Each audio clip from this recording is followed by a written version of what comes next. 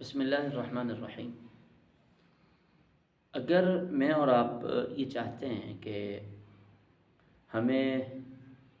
ایمان کی مٹھاس نصیب ہو، ہم یہ چاہتے ہیں ہمیں عبادت میں مزہ آئے،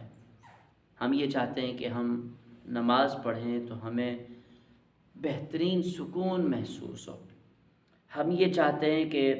اللہ جل شانہ کی خالص محبت نصیب ہو جائے، تو جہاں اس کے اور بہت سے طریقے ہیں، ان میں ایک بہت بڑا ذریعہ ایمان کی مٹھاس محسوس کرنے کا، نماز کی لذت محسوس کرنے کا ایک بہت بڑا ذریعہ وہ آنکھوں کی حفاظت ہے۔ یقین کر لیں، جس دن ہماری آنکھیں غیر پر اٹھنے سے بچ گئیں،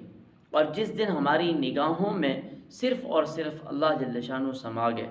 اور جس دن ہماری نگاہ کا استعمال صحیح ہو گیا، آپ یقین کریں اس دن سے ہمیں عبادت میں مزہ آنے لگ جائے گا۔